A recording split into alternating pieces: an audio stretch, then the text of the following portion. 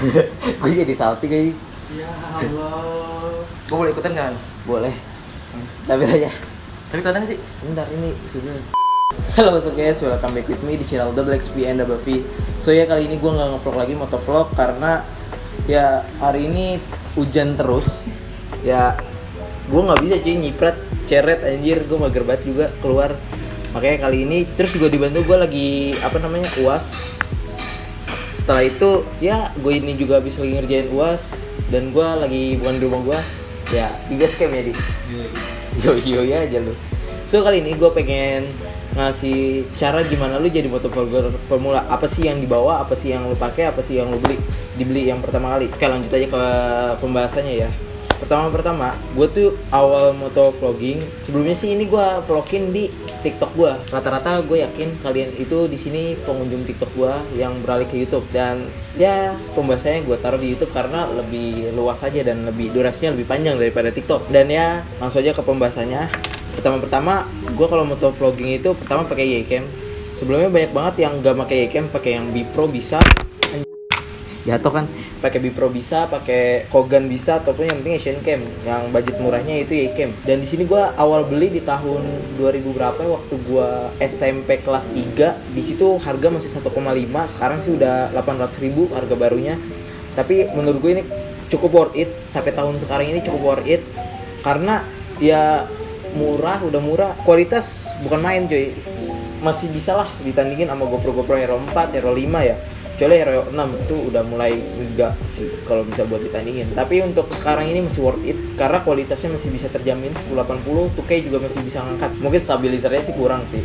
Dan di sini gua mood habis sekitaran 200. Itu mood buat mic ya. Jadi gua bawanya mic-nya pertama gua pakai mic ini, clip on ya clip on, cuman beli harga 9.000, ya bisa aja ngevlog, lu colok, lu masukin ke mounting, lu tempelin ke helm. Nah, jadi lu bisa ngevlog lu bebas. Minusnya menurut gua satu, kagak ada displaynya. Jadi gua nggak tahu ini kerekam atau enggak, ke bawahan atau ke atas enggak. Sering terjadi sih. Tapi akhir-akhir ini gua udah nggak sering terjadi kena kayak gituan karena gua udah tahu ya penempatannya. Dan ya menurut gue worth it sih. Sampai gue waktu 6.000 subscriber, TikTok gue naik dan gue udah AdSense, gue langsung beralih ke GoPro. Nggak beralih sih, gue nambah lagi di GoPro. Jadi ini tetap di helm gue karena kalau misalkan ini di windshield, kan GoPro gue di windshield itu stabilizernya kurang cuy, acak-acakan. Di sini GoPro gue ada, ini gue ambil nih. Ini gue pakai yang rekam GoPro gue.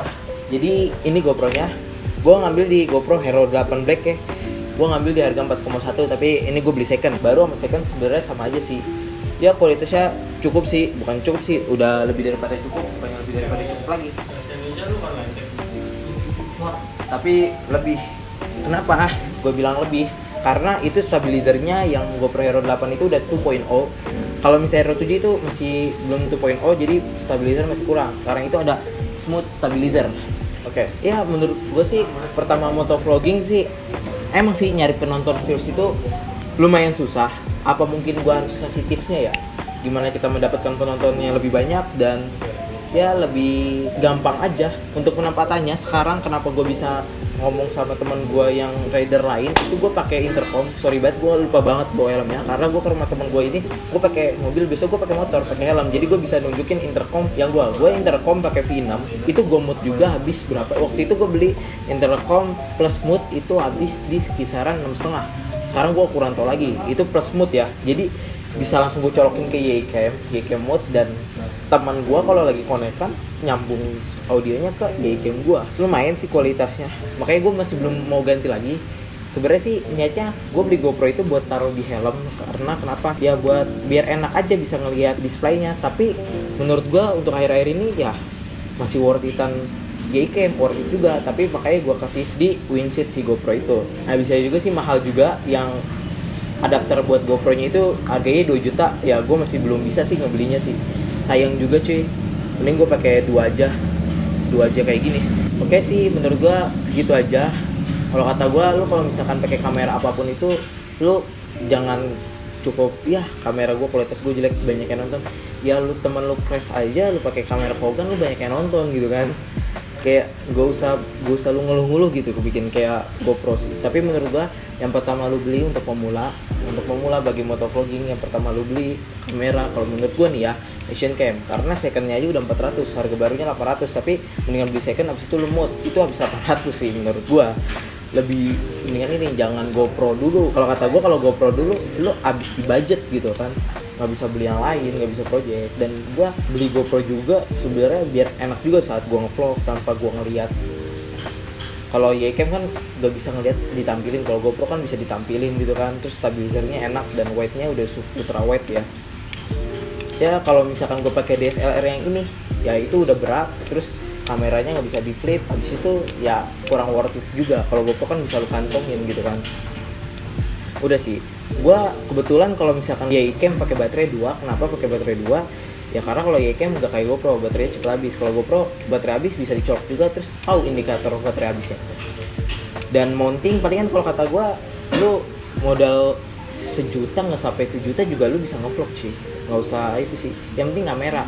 Kalau ngomong bang gimana cara motovlogging tapi nggak ada modal, ya gimana juga lu, apapun itu yang lu lakuin harus butuh modal. Kalau lu nggak ada modal ya nggak usah ngelakuin apa-apa. Rebahan juga lu pakai kasur anjing, modalnya kasur gitu kan. Oke, mungkin sampai segitu aja video dari gue. Next palingan gue bikin konten motovlogging lagi, atau gue bikin next gimana sih cara dapetin views motovlogging biar banyak. Apa kita harus clickbait, atau apa kita harus ngapain gitu, dan gimana biar bisa masuk AdSense kita bisa disetujuin. Mungkin sampai segitu aja video dari gue. Udah lama juga, udah 20 menitan ya. Don't forget to like, comment, share, and subscribe. Gue Muhammad Ryan, see you and peace.